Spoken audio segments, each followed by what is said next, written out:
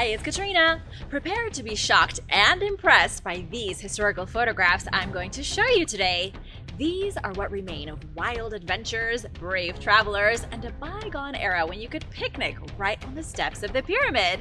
Just like today, people came from far and wide to visit Egypt, even a delegation of Japanese samurai.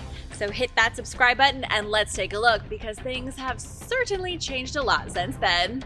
The Sphinx. What do the Persians, the Fatimids, the Turks, the English, the Romans, and a random group of samurai all have in common? They all slept in the shadow of the Great Sphinx of Giza. The epic monument has stood as a silent guardian for 50 centuries, and the Great Sphinx has witnessed a lot during its time. It has seen the rise and fall of so many empires it would be impossible to list them all. It's been a source of inspiration for artists. It's even hosted armies. And right now, as you're watching this video, there's almost definitely a tourist standing in awe of the humongous cat-pharaoh hybrid. This is one of the earliest known photographs ever taken of the Sphinx. Hamilton W. Wright snapped the shot in 1923. If you didn't already know what you were looking at, you'd likely barely able to tell what's in the picture.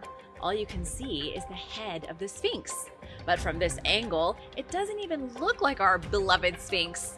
It looks like one of the sandy pillars of Monument Valley. This image is a little better. It's also one of the earliest, showing the ruination of the Sphinx's face and the horrible condition of its body. You can see a tiny piece of the Great Pyramid in the background. The photograph was taken by Felix Bonfils in 1865. You can really get an idea of how damaged the Sphinx was in the 19th century. This was before excavations, before the body was unveiled, when all that stood above the sand was its head. If archaeologists hadn't come along to preserve the Sphinx, look how close it was to falling apart. By right now, had it been ignored, the Sphinx definitely would have been swallowed up by the sand. Louis Labart once wrote that the Sphinx witnessed the birth of archaeology, photography, and tourism. And it's a statement that rings true. The Sphinx was one of the first things to ever be photographed, and one of the first things to be properly excavated. French archaeologists between 1925 and 1936 uncovered the Sphinx's whole body. They were shocked to see that the head had a body on it that measured 240 feet long. The Sphinx now stands 66 feet tall, carved from a single chunk of limestone. And now for a quick break, because it's shout-out time! I want to give a big thank you to Crystals and Mario Villarreal for supporting this channel. We wouldn't be here without you guys. Be sure to subscribe if you haven't already for more videos about amazing discoveries or dinosaurs or crazy historical photos. We've got it all. Tutankhamun's tomb. The amazing photographs you're about to see are from the original discovery of King Tut's tomb, one of the most important moments in archaeology, Egyptology, and history itself. November 4th, 2022 was the 100th anniversary of Tutankhamun's tomb being found in the Valley of the Kings. It's crazy to think that these photographs, like this one here of the actual entrance, were taken only a century ago. They feel ancient. Here is the seal of the tomb. This image was taken by Harry Burton, the photographer on the expedition. Imagine how hard the archaeologists' hearts must have been beating as they looked at the intact seal on the doorway for the first time. This length of rope kept the doors of the tomb shut, signifying that everything beyond that point was undisturbed. Researchers knew there was going to be treasure, but not in their wildest dreams could they have anticipated what was next. But you might want a bit of background before I keep going. What was the big deal about Tutankhamun? Lots of other pharaohs had been found before, so why was his tomb so important? Tutankhamun is a bit of an enigma. His father had tried to dramatically change ancient Egypt. Pharaoh Akhenaten, who many claim was an alien, disrupted Egyptian religion. He tried to abolish the 2,000 gods that people had been worshipping for thousands of years, replacing them with a single sun god named Aten. When Akhenaten perished, Egypt celebrated. Taking his place on the throne was his son, who we can call King Tut for short. He became king at just 9 years old in 1333 BC. His first act of business as a young boy was to get rid of the rules his father had made. A fact unknown to many is that our pal Tut even changed his name. His father had named him Tutankhaten, after the sun god Aten, but Tut changed it back to Tutankhamun. He died around the age of 19 under mysterious circumstances. Historians think it was likely in a drunken chariot accident. It also may have had something to do with malaria, a bone disease, and a leg injury. After his death, the throne was passed to his advisor Ai, as in Ai. Tut hadn't managed to produce any children because he was incredibly inbred, and of course, trying to have kids with your sister doesn't usually go very well. That's a slightly uglier side of the story, but it is true and important to history nonetheless. Howard Carter was determined to find the tomb of this young pharaoh. For years, researchers in the Valley of the Kings had been finding items with Tut's name on them, things like jars and pieces of linen. They knew his tomb was hiding somewhere, they just had to find it. Carter got to work in 1917. He was financially backed by a wealthy British man by the name of Lord Carnarvon, and after 5 years, they hit the jackpot. This picture was taken before anything was removed from the antechamber in 1922. Archaeologists found over 600 items in this chamber, including beds made from gold and entire chariots. Next, beyond the seal I showed you earlier was the burial chamber itself. Check out this awesome Anubis shrine that was found in the treasury. The image was taken while the photographer was standing in the burial chamber. And here is Howard Carter himself examining the innermost coffin of Tutankhamun. King Tut had been buried like a nesting doll, with his third and final coffin made from pure gold. King Tut is still resting inside his golden coffin today, although it's protected by glass. Climbing the pyramid. Is it really enough to see the pyramids of Giza from the soft sand below? Wouldn't you rather sit down for a relaxing meal at the top of the pyramid while being served tea and biscuits and doing some sunbathing? If your answer to that question was yes, you're a bit late to the party. Sorry. Organized group holidays to Egypt are not what they were in the 1930s. Check out these tourists sitting at the top of the pyramids in their bathing suits like they're poolside in 1938. They had an unadulterated view of Giza before the industrialization of Egypt. These days, you're more likely to see the pyramids out the window of a Pizza Hut. Egypt is one of the most popular tourist destinations today, but it was a long road to get here. In the late 18th century, Europeans didn't care much about Egypt. The British had little interest in it until Napoleon arrived in 1798. Then the British wanted it. It was Thomas Cook who commercialized mass tourism in the 1840s. He introduced group holidays and all-inclusive prices to make trips more exciting. After the Suez Canal was completed in 1869, it was even easier to visit Egypt. Just look at these happy campers in the year 1900, photographed on camels in front of the untouched and unspoiled pyramids. Tourists could climb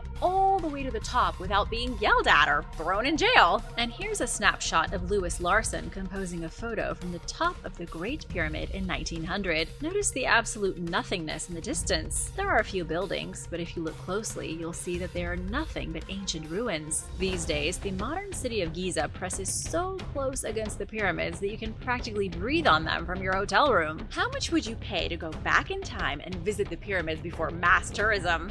An arm or maybe a leg? Let me know in the comments. Abu Simbel. After 3,300 years, the temples of Abu Simbel were picked up and moved about 200 meters from where they were built along the Nile River. It was one of the most incredible relocation projects in human history.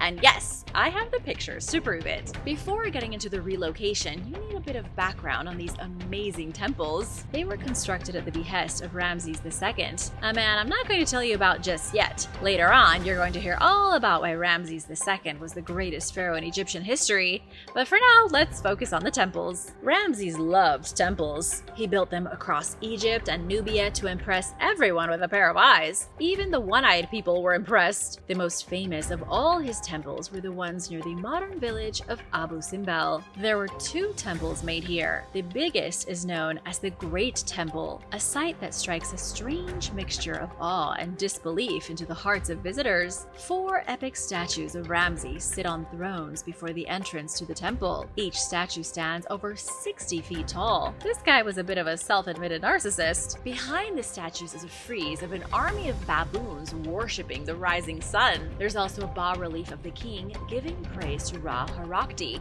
the falcon-headed god of ancient Egypt. Can you guess what the second, smaller temple is called? It's called the Small Temple. Creative, right? It was dedicated to his wife Nefertari and the goddess Hathor. This was the second time in history that an Egyptian king built a temple for his queen. He must have loved her a lot because her statues were massive. Prior to this, Egyptian kings only allowed their queens to have small statues, maybe a tenth of the size of their own. The temples were amazing, but let's go forward in time to the early 19th century, when the temples were completely covered in sand. You couldn't even see the statues because they had been totally swallowed by the desert. It took ages for them to be dug out and for the temples to be cleared of all the sand. Look at this photo from the excavation, circa 1853. Over 100 years, the temples were brought back to life, pulled from their sandy graves. Then, in the 1950s, disaster struck. The government planned the creation of a dam that would cause the temples to be flooded. There was a lot of bureaucracy involved, which I won't bore you with. The Egyptian government approached UNESCO for help in 1959. The international community banded together and raised enough money to dismantle the temples and reconstruct them away from the dam. It was part demolition, part puzzle. About 330,000 cubic meters of rock were disassembled and then reassembled. These amazing pictures show the work as it unfolded in the 1960s. The temples were saved, and you can see them for yourself today on your next trip to Egypt. On a related note, it was the success of this campaign that was responsible for creating the World Heritage Trust in 1965. After Abu Simbel, UNESCO worked to rescue 22 different monuments from being flooded in the Nubian Valley. Then came the UNESCO World Heritage Sites list, the official authority on ancient places. In 1978, the Galapagos Islands became the first World Heritage Site. The monuments at Abu Simbel weren't added until the next year in 1979. The Mummy. This is a picture taken on an unknown street in Egypt in 1865. It shows a sleepy street vendor resting his head on his hand right beside an actual Egyptian mummy. Instead of selling books, baubles, or trinkets, vendors sold entire mummies pillaged from tombs. Imagine that you're on vacation in Egypt and you acquire a mummy. How would you even go about getting it on the airplane? How do you explain a crusty Egyptian mummy to customs agents? The simple answer is you don't. Not anymore, at least. But remember, this was the 19th century. There were so many mummies being ransacked from Egyptian tombs and necropolises that Europeans were having mummy unrolling parties. But the supply wasn't able to meet the demand, so Egyptians started faking mummies using modern corpses to make bank. Yes, mummy unrolling parties. You didn't think I was going to mention something so bizarre and move right along, did you? The mummy unrolling parties of the 1830s were like unboxing videos on YouTube, only with human bodies and a lot less cringe. Or wait, maybe more cringe. Depends on what you're into. On January 15th, 1834, tickets were sold out to an event being held by Thomas Pettigrew at the Royal College of Surgeons. Before the eyes of the ticket holders, Thomas was planning to slowly unroll a real Egyptian mummy from 4,000 years earlier. It sounds weird, but it wasn't even the weirdest thing that Europeans were doing. I say Europeans, but mostly it was the English. The Napoleonic Wars had created an intense interest in Egypt. French aristocrats and English nobility started buying all the mummies they could get their hands on. Mummies were being crushed and their powder made into health tonics. Scraps of their mummy wrappings were being used as magic charms. Their very flesh, if you could even call it flesh anymore, was being ground into pigments for painters. In 1833, French aristocrat Abbot Ferdinand de Jérôme wrote, "It would be hardly respectable on one's return from Egypt to present oneself without a mummy in one hand and a crocodile in the other." In other words, Europeans were buying mummies from street vendors like Americans buy magnets in Cancun today. But I'm not quite done yet. I want to give you a little taste of the mummy unwrapping ceremony in case you're not already disturbed. Maybe it was purely scientific at first, but soon it turned into a sideshow. At an exhibition in 1857 at the London Anthropology Museum, a noble lady of the 21st dynasty of Egypt called Nes Khons was to be demummified. She had been at rest for thousands of years, only to suffer unthinkable desecration in England. Nes Khons wasn't just placed on a table and slowly unwrapped. She was hooked up to a contraption that made her appear as if she was dancing while her bandages unraveled. She shambled apart like a zombie in a paint mixer. As she unraveled, ancient funerary jewels fell from her wrappings like candy out of a piñata. I won't give you any more horrible images to take home with you. All I'll say is that it's sort of ironic. The same people who were afraid of taking off their gloves or showing a bit of ankle didn't mind stripping a sacred 4,000-year-old woman of her wrappings. The Beja. In the late 19th century, the Zangaki brothers traveled to Egypt to take incredible photographs that are going to blow you away. Little is known about the brothers other than that they likely came from Greece, maybe the island of Crete. They produced some of the earliest Victorian Egyptian images ever, but nobody even knows their first names. This is a Bisharin soldier, a female warrior who belonged to a tribe of the Beja nomadic group of southern Egypt. It's believed that the photograph was taken by the Zangaki brothers during their travels. This woman might be shocking to see because she isn't exactly what people imagine when they think of Egyptians in the 1800s. In South Egypt and northern Sudan, the Beja have been around for a very, very long time. Check out this guy on a camel and this woman with braided hair. They were both members of the Bisharin tribe, of which almost nothing survives. Today, there is little information available about the tribe. There are only about 42,000 Bisharin left, and almost all of them live in Sudan. They are also more commonly known as the Bashari these days. Still, the Beja nomads survive in vast numbers across the deserts of Egypt, Sudan, and Eritrea. There are around 2 million of them, descendants of nomads who have lived in the eastern desert for about 6,000 years. Looking at these old photographs is incredible, simply for showing how much things have changed in Egypt over the last century. The Samurai Mission. In 1864, a group of Japanese samurai made an expedition to a world they didn't know. A place so strange and foreign that it must have felt like they had journeyed to a different planet. It was a bizarre meeting of cultures. Just look at this photograph and contemplate how seriously weird it is. It's only 160 years old, yet it combines samurai, the Sphinx before it was a tourist attraction, and a working camera. It's a snapshot of a pivotal moment in world history, and it wasn't even that long ago. But why is this a thing? Why did 36 samurai pose in front of the Sphinx to have their picture taken? The image shows the second Japanese embassy to Europe, more commonly known as the Ikeda mission. Japan was still a feudal land, ruled at the time by the Tokugawa shogunate. However, feudalism was rapidly on its way out. Ever since the 17th century, Japan had stuck to their policy of isolation. The policy was called Sakoku. The leaders of Japan agreed that they needed to cut the island off from all outsiders. It was a way to preserve Japanese culture and keep away the European colonizers. At this time, Europe had colonized virtually all of Africa and Asia. Almost every Asian country was under the control or influence of one European power or another, but not Japan. Their policy had kept Christianity out of Japan, and they only traded with Chinese and Dutch merchants.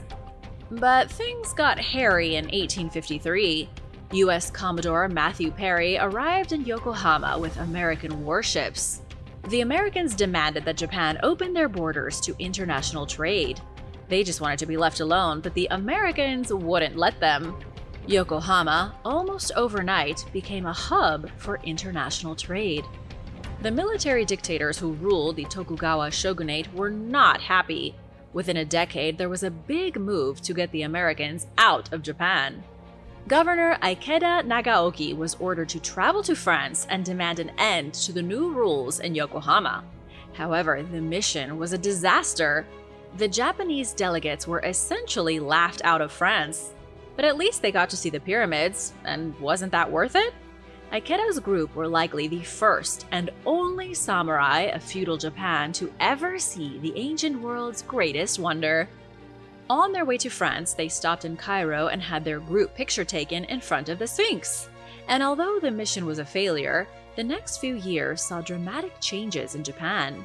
The shogunate was overthrown, and soon Japan was transforming into an industrialized modern powerhouse, one that would take on the world in war. The Light of the Nile. This is a story about the first camera in the world and the race to photograph the planet's greatest monuments. It's one that not many people know about, even though it's so incredibly important to history. Did you know at first that people were afraid of the prospect of photography?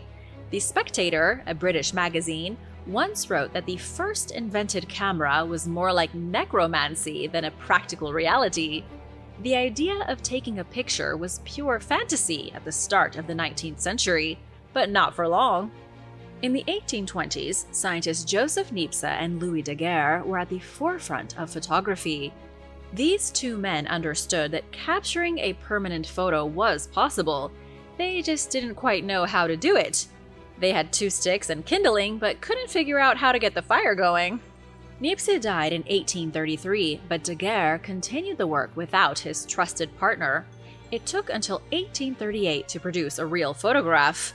Then, on August 19, 1839, Daguerre showed off his invention at France's Académie des Beaux-Arts. It was a day of magic and amazement. Using iodine vapors, a large camera box, mercury fumes, some salt water, and a polished sheet of copper plated with silver, the daguerreotype was born, and the beginning of photography. The very first models of the daguerreotype were extremely expensive. It cost 400 French francs, which was equal to about 1 year of an average person's salary. Within days, dark boxes standing on tripods could be seen all over Paris. People scrambled to take the first pictures in the world, at least those who could afford it. Paris was only the first stop. These things were portable, and people wanted to photograph everything, just like we do today. Each kit came with a wooden box, the brass lens mount, the glass viewing plate, the light-sensitive plate, and all the necessary chemicals for developing. It also had an instruction manual that would make the biggest piece of IKEA furniture look like a child's toy. The camera manual was 79 pages long, translated into English and German. Wealthy Parisian Noël-Marie Peymal-Leribourg was on a mission, joined by one of his wealthy friends, each of them with their own daguerreotype camera. They traveled to Marseille and took a boat to Egypt on October 21, 1839. On the way there, the pair stopped in Italy, Malta, and Greece. They took photographs of great monuments, ultimately arriving in Alexandria on November 4th. 2 days later, they met Muhammad Ali, not the boxer. This Muhammad Ali had become the de facto ruler of Egypt after the French left. This is the first picture that was ever taken in Egypt. It was also the first picture ever taken on the African continent. During their meeting with the de facto ruler, Leribourg and his friend used their daguerreotype to photograph Alexandria at the edge of the harbor. Sadly though, the original image is long gone. What you're looking at is the engraving of it, which is why it looks so strange. The original picture showed a guard and a doorman lounging in the gate, with the palace harem in the background. This is a real picture taken with a daguerreotype in 1843. It shows a woman identified only as Ayucha. The photo was taken by Gerault de Prange, a wealthy soul who had gotten his hands on a camera. He was part of an adventure crew who journeyed to Cairo also in November. At the same time, Leribourg was photographing Muhammad Ali. There were only 2 known groups in all of Africa with cameras that month. Medinet Habu. Medinet Habu is considered the best preserved memorial temple from Egypt's New Kingdom. It's decorated in incredible scenes of violence and military victories, all revolving around mighty ruler Ramses III. Not to be confused with Ramses II, who I still have to give you all the juicy details on coming up shortly. Here is an image of Medinet Habu taken by Maxime Ducamp during his legendary expedition in the mid-1800s. It's not in great shape in the picture. Look at how the temple is almost completely buried under rubble. These days, you can walk through the temple and look at the scenes of military victories. There are images in the temple of Ramses smiting his enemies for the god Re-Horakti, plus images of him smiting his enemies in front of Amun-Ra. Ramses was all about smiting enemies. Oh, and he liked hunting. At the back of the southern tower is an engraving of Ramses hunting wild oxen on his chariot.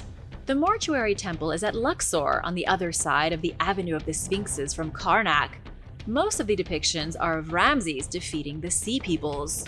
During his reign between 1186 and 1155 BC, Ramses III had to fight the scourge of foreign invaders known as the Sea Peoples. They had already crippled half a dozen other civilizations, bringing the Bronze Age to a screeching halt. New theories have recently come to light that say the Sea Peoples went to war against the known world in an event being dubbed World War Zero. I won't get into it too much here. I did do a video about World War Zero a little while ago, so be sure to check that out if you missed it. The artwork at Medinet Habu in Ramses' temple is all about how he brought the war to an end and sent the Sea Peoples packing. The Ducamp Expedition. In October of 1849, Maxime Ducamp was only 27 years old. The incredible story of his journey across the Mediterranean to take photographs should be made into a movie. The story is inspirational at first, but the more you learn about Maxime and his photographs, the weirder things get. Trust me. Maxime was the one who took the photograph I showed you earlier of Medinet Habu. That was only one photo, though. The aspiring journalist departed Paris in October and returned to France 18 months later with 200 paper negatives. 125 of his negatives went into the first photographically illustrated book published in France, including this one of him sitting atop Ramses II's head at Abu Simbel while it was still buried beneath the sand. The book was called Egypt, Nubia, Palestine, and Syria. The photographs captivated the people of France for one main reason. They didn't just focus on monuments and ruins. They also showed examples of modern civilization in bizarre landscapes that typical French people had never seen before. But the weirdness isn't the photographs. It's the parts of Maxime's epic expedition that you don't hear much about that are weird. Put yourself in the mind of Maxime for a minute. It's the middle of the 19th century and you have just dropped out of college. You and your friend Gustave Flaubert are wealthy and ready to party. As aspiring artists, you travel to Egypt to take pictures of ancient monuments. You're there with your best pal, things are good, and the world is your oyster. If you can get into Maxime's mind for a moment, surely you'll understand that photography wasn't the only thing he was doing. Maxime and Gustave drank like only college students can. They got into fights with bandits. They were briefly arrested because the authorities thought they were French spies. They had unscrupulous encounters with belly dancers and back alley ladies of the night. And they also dabbled in curious, exotic substances. Their journey resembled a scene straight out of a Hunter Thompson novel, similar to the chaotic narrative of Fear and Loathing in Las Vegas, rather than a meticulously planned professional photojournalistic endeavor. How do I know all this? Because the two young Frenchmen kept journals during their travels. They were the very first true travel photographers. This was about a decade after the daguerreotype was released. They were unique in that they didn't just photograph stuff. They talked about their adventures in a new and exciting way. For example, Flaubert wrote this in his journal upon seeing the Sphinx with his own eyes. No drawings that I have seen convey a proper idea of it. While Maxime was a bit more dramatic, writing in his journal, I am pale, my legs trembling. I cannot remember ever being moved so deeply. It was the stuff from their journals, joined by these stunning photographs, that made Maxime and his friend such big deals back home in Paris. I should also mention that technology had already improved beyond the daguerreotype. Maxime and Gustave carried their wooden calotype camera on their adventure, which came with jugs of chemicals to produce the photographs. The Colossus of Ramses II. Finally, we get to Ramses. This image shows a group of men standing in front of a fallen statue in the early part of the 19th century. It's believed that this statue is none other than the Colossus of Ramses II. While perhaps not as impressive as the legendary Colossus of Rhodes, Ramses' statue is still pretty cool. It was carved from limestone, just like the Sphinx, and stood nearly 34 feet tall. The statue is currently held near the small village of Mit Rahina at a museum that was built around it. The piece was uncovered in 1820 by an Italian explorer named Giovanni Caviglia near the gate of the Temple of Ptah. All these years later, scientists are still stumped as to how the statue was made. Although it's unfinished, it was sculpted in such incredible detail that it's almost unbelievable. It would have taken a small army of expert stonemasons to finish the job. There wasn't a chip, a crack, or an imperfection anywhere on the statue. Even modern machines would have a tough time doing this. When modern statues and columns are cut at stone yards, it's usually done using power tools the size of your car. And still, they don't compare to what the Egyptians were able to do with the Colossus of Ramses. Every single inch of it was brought to life with masterful detail.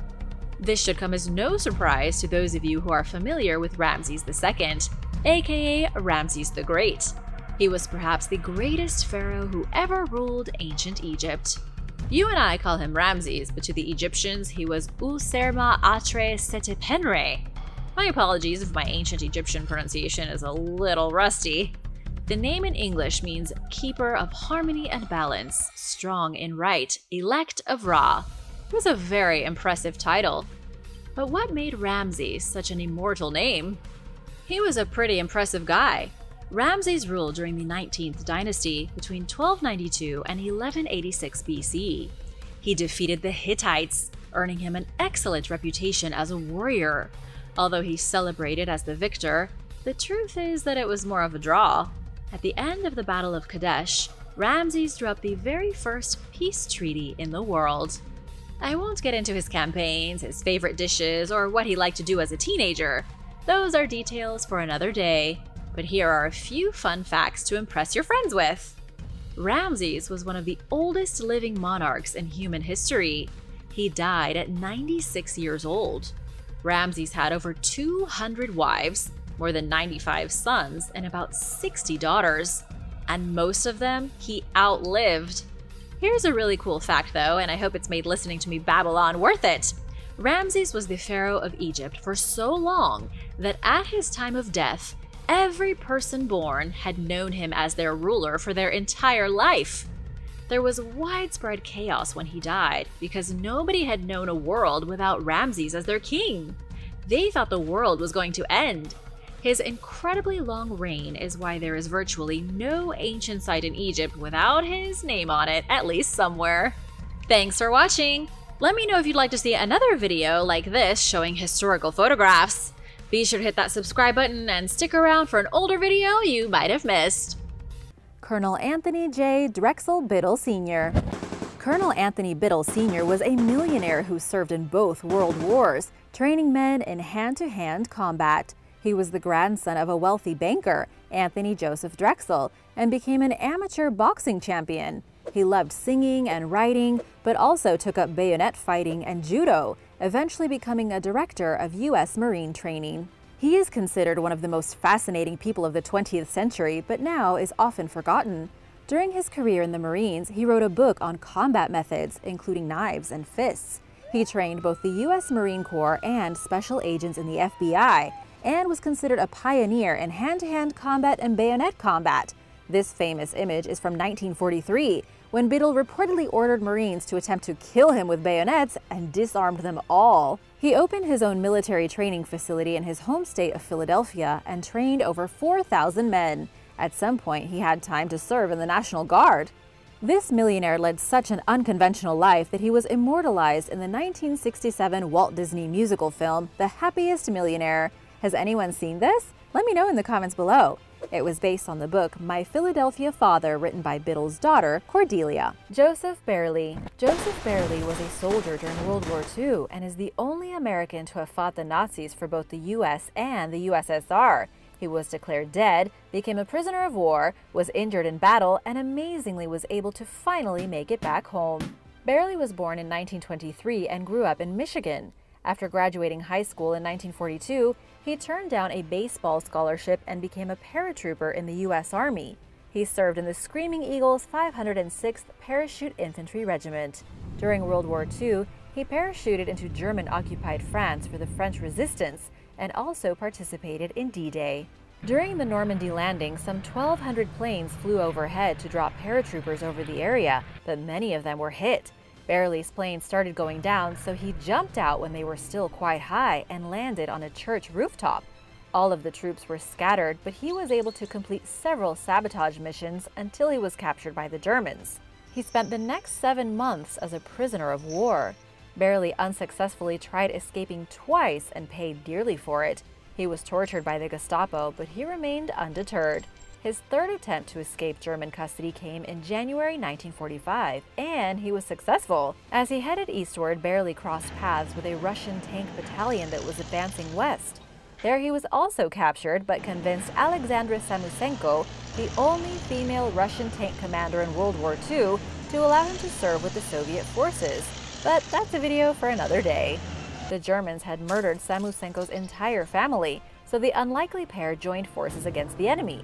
For the next month, Barely fought alongside the Russians, even helping to liberate a prison camp where he himself had been locked up. He was later injured and ended up in a hospital in Poland, where he was finally able to reach the American embassy. The problem was that nobody believed his story because his dog tags had been found on a dead soldier at Normandy, leading the U.S. government and his family to believe that he was killed in battle.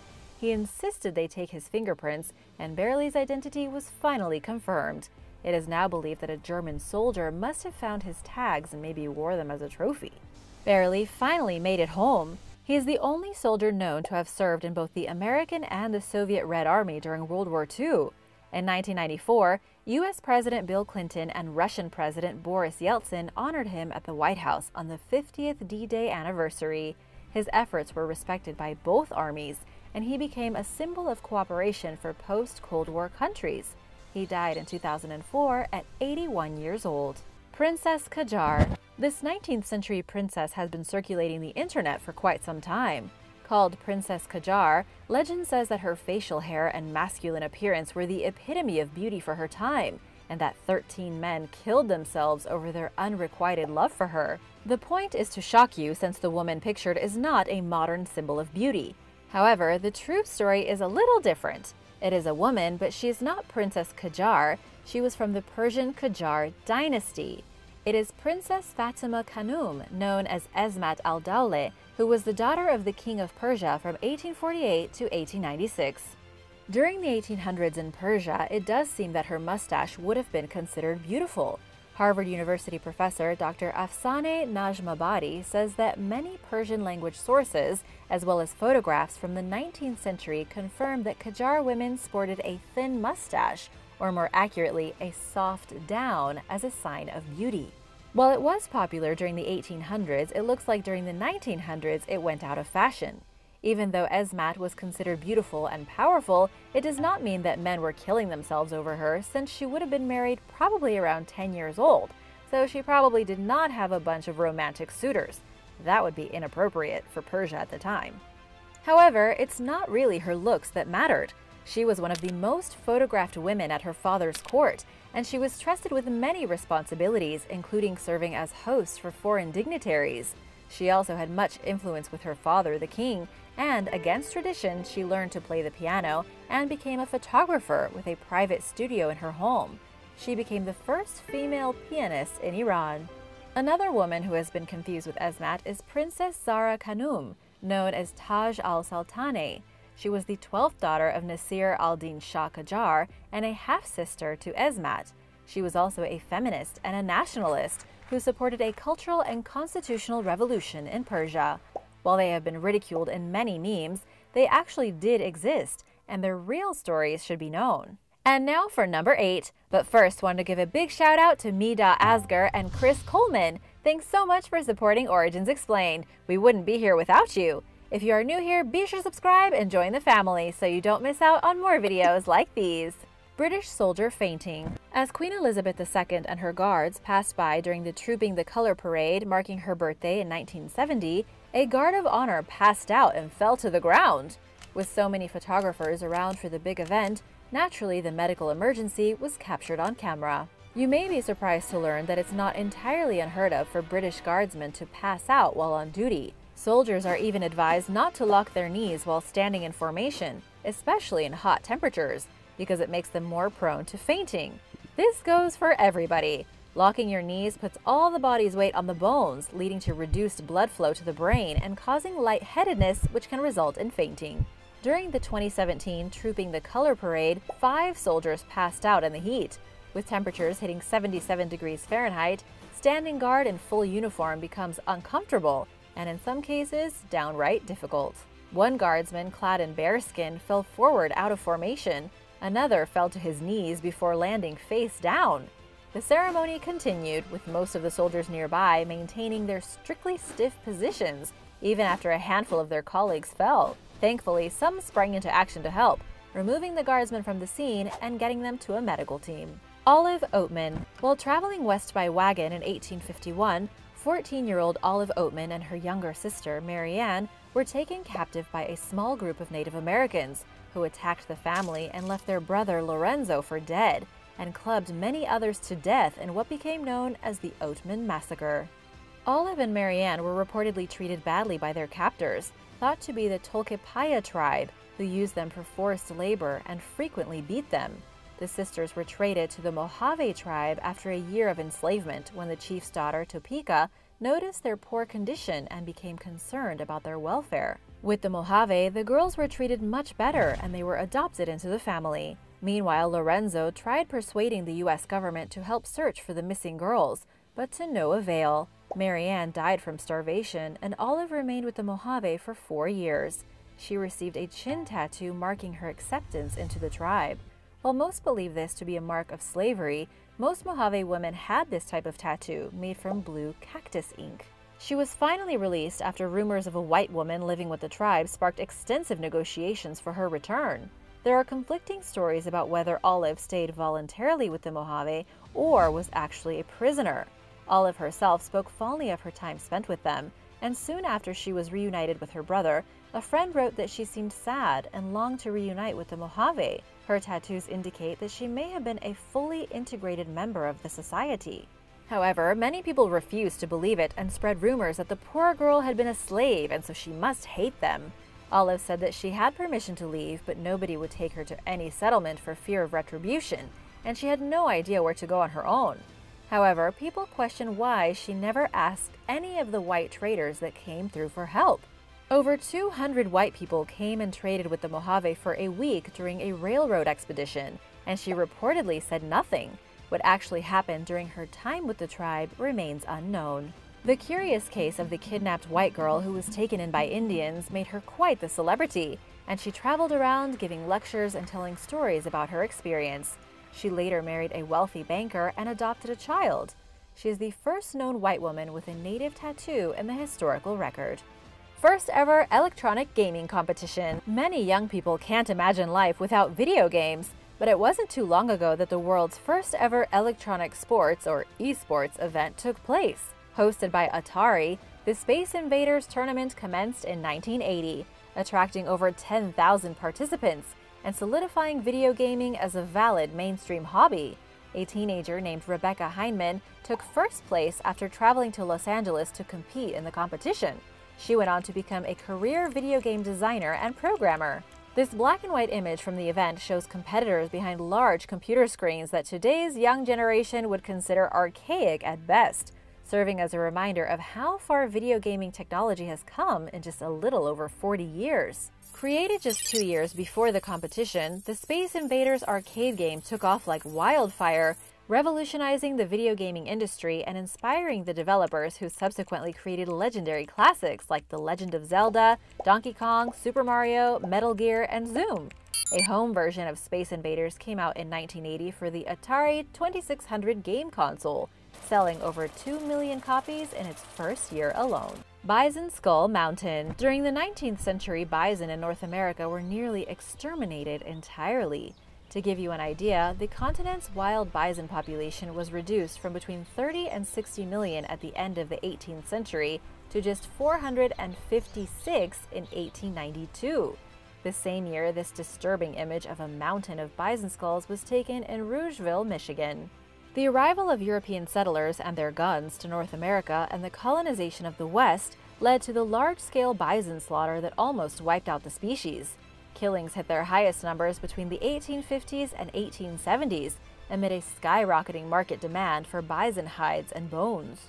The photograph is an icon of this animal's slaughter that shows just how extreme and excessive the hunting was. As North America's largest land mammal, bison have a tremendous influence on the entire ecosystem. The disappearance of the species, especially one that is so impactful on its surroundings, comes with inevitable severe ecological consequences. Thankfully, the American bison population has rebounded to a stable number, reducing the chances that the animal will disappear forever. The Alton Giant. Robert Wadlow was a normal-sized baby born to normal-sized parents in 1918. But he grew abnormally fast, and by the time he was 6 months old, he already weighed 30 pounds. Wadlow had an overactive pituitary gland, which generates excessive amounts of human growth hormone, or HGH. By age 8, he had outgrown his father, measuring 6 feet tall and weighing in at 169 pounds. The young man graduated high school at 8 feet 4 inches tall. This photograph, which shows Wadlow lying on a bed while talking to an average-sized man who looks miniature next to him, conveys just how gigantic he was. Unfortunately, Wadlow's condition came with setbacks. He walked with the assistance of leg braces and had reduced feeling in his legs and feet, making it difficult for him to get around on the icy walkways at his college. Consequently, Wadlow gave up his dream of practicing law and traveled with the Ringling Brothers Circus. He became a celebrity and went on to work various promotional gigs, including one for a shoe company. Wadlow continued growing until his death at age 22, after a faulty leg brace caused an infection in his ankle. Surgery and a blood transfusion failed to save him due to an autoimmune disorder he suffered from. At the time of Wadlow's passing, he was 8 feet 11 inches tall and weighed 439 pounds. He was the tallest person in recorded history, backed by irrefutable evidence. The face of AIDS. Scientists believe that the human immunodeficiency virus, commonly known as HIV, and the condition it causes, AIDS, originated as far back as the 1920s, when HIV crossed over from primates to humans. But the virus and its consequences only became widely known in the US during the 1980s, when alarming numbers of Americans suddenly suffered from severe immune deficiency, ultimately leading to death. Because HIV and AIDS disproportionately affected gay men and intravenous drug users, society quickly developed a stigma against HIV-positive people and those afflicted with AIDS. The epidemic was also met with widespread fear, which became amplified when the first known heterosexual and non-drug user cases emerged in the country. Still, many Americans clung to their views that HIV and AIDS were directly associated with what they saw as morally wayward lifestyles. On top of these harshly judgmental views, families of sufferers face the harsh reality of the medical field's grossly underfunded struggle to understand and effectively prevent and treat the disease, knowing that their loved one probably did not have long to live. This tragic image, taken by journalism student Thérèse Frère in 1990, shows a gaunt 32-year-old AIDS patient and activist named David Kirby, laying on his deathbed surrounded by devastated family members. His father embraces him, knowing that he will soon lose his son to the disease. Kirby took his last breath soon after the picture was taken.